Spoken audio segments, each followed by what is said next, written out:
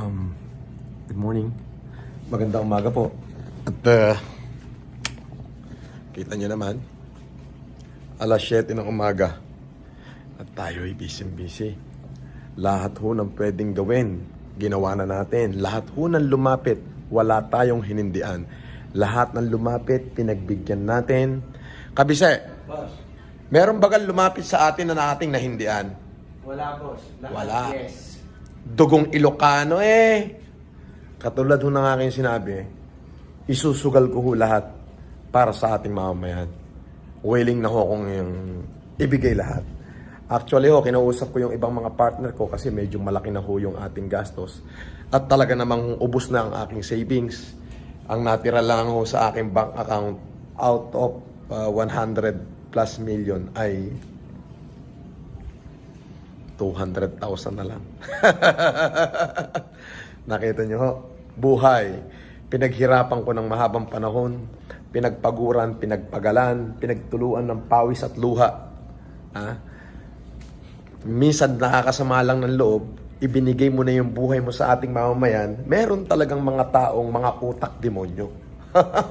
Pero akala naman nila sila'y magkakapera sa akin. Nako, malabo ho yun. Diyos ko, malabo yun. May agimat ang dugo na rin. Nako, ay bibigay ko na lang ho sa taong bayang nangangailangan. Kaysa ibigay ko sa kanila. Yung iba ho yan alam nyo yung mga extortionist ang datingan. Yan.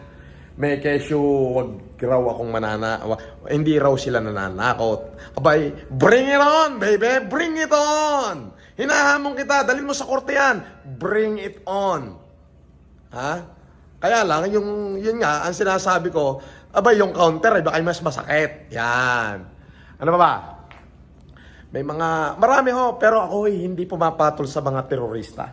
At the beginning, tulad nga ho ng sinabi ko, may mga kaibigan ako na hindi naman marunong makaintindi.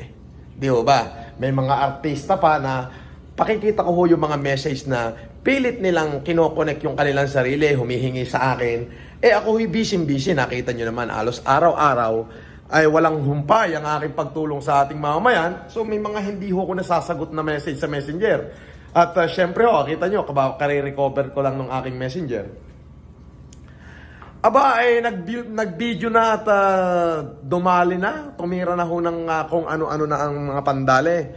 Katulad nga ho nung sinabi ko, kaysa magbigay ako ng pera sa mga terorista, bibigay ko na lang ho sa mahihirap. Kumbaga, at least kapaki-pakinabang. Di po ba?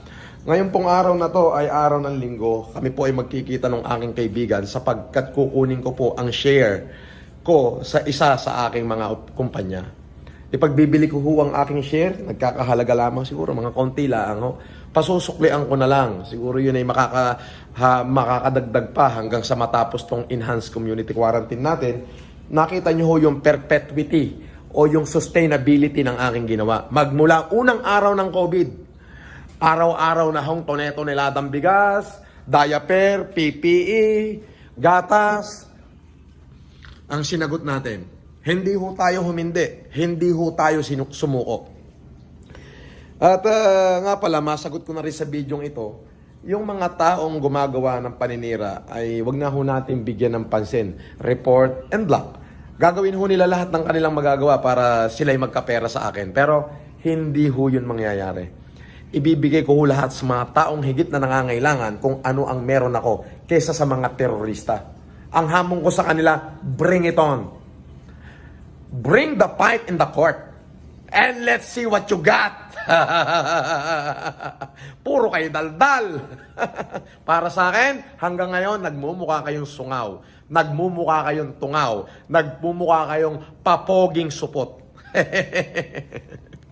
Magandang umaga po sa inyo. Ayan po si Kabise, si John Jeffrey Fortuno. Kita nyo naman, kahit mga pagod ho kami, ay talaga naman, wala na akong boses. Panay na lang ho ang inom ko ng Bactidol. Para sa mga saga-supporters ko, please, nakikiusap po ako. Huwag nyo na silang pansinin. Lahat ho yan. Huwag nyo pag-aksaya ng oras. Just report and block. Hindi ho kailanman magtatagumpay ang mga yan. Ayan naman ho ay ang puhunan nila ay internet. At tayo ang puhunan natin ay gawa. Ha? Pagmamahal sa kapwa dapat itong mga ibabaw ngayon. Pero ito lang ang sasabihin ko. Lahat nang hahamon sa akin. Lahat ho nang hahamon sa akin, sa akin challenge, mabuhay po kayo. Maraming salamat po. Kabahagi po kayo ng advokasiyang ito.